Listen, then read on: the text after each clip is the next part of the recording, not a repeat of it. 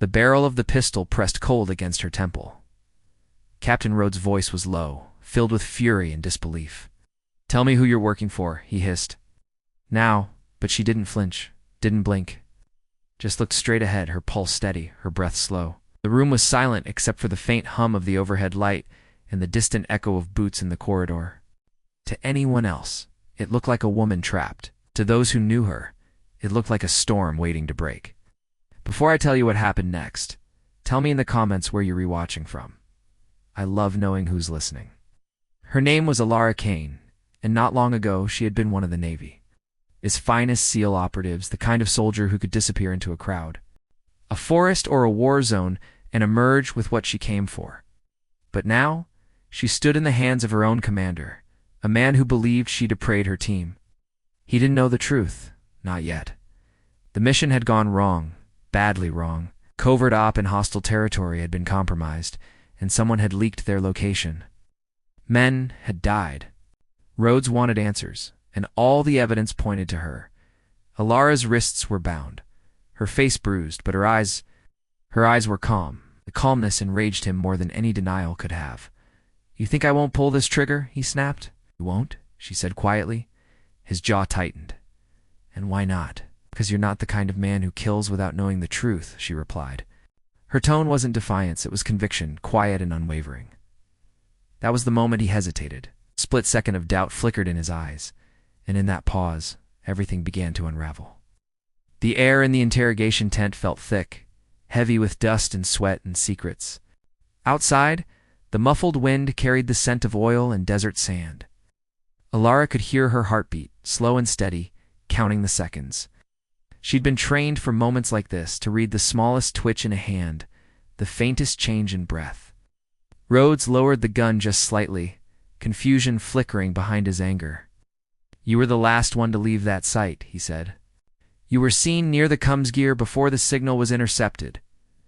Alara took a breath. "'Cause I was cutting the line," she said. "Someone had spliced into it hours before. It wasn't us who leaked the mission, it was them." He froze.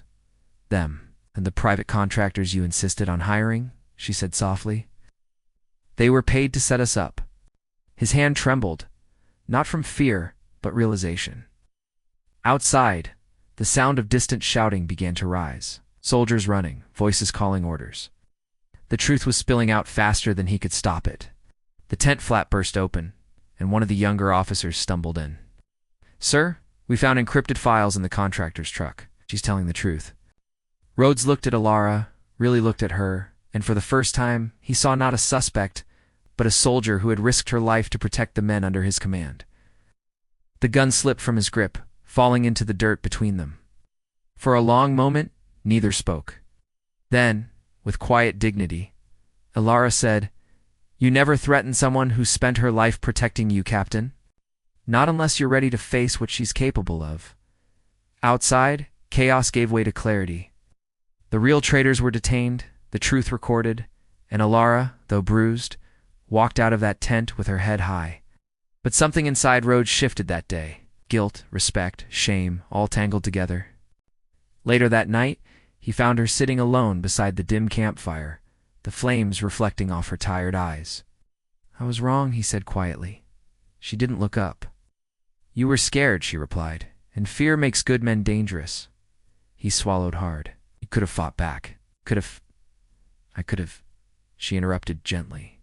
"But sometimes power isn't in what you do, it's in what you choose not to do." The fire cracked softly. For a moment, there was no sound, just the faint whisper of desert wind and the quiet reconciliation between two soldiers who had seen too much. In the days that followed, Alara refused medals, commendations, or recognition. She didn't want headlines. She wanted peace. The team knew the truth, that she had saved their lives more than once, even from their own commander. And that was enough. Years later, Captain Rhodes would tell the story himself, not with pride, but with humility. "She taught me something that day," he'd say. "Strength isn't the hand that pulls the trigger, it's the heart that chooses not to. Because power without restraint is chaos. Courage without compassion is hollow. No, because real strength isn't loud, it's steady, it's sure, and it never needs to prove itself." And as Alara walked away from the camp that final morning, the sun breaking over the dunes, she felt the weight lift, the weight of doubt, of anger, of misunderstanding. In the end, the silence was her victory. If this story moved you, subscribe for more tales of quiet courage and unshakable strength. And tell me in the comments, what does true power mean to you?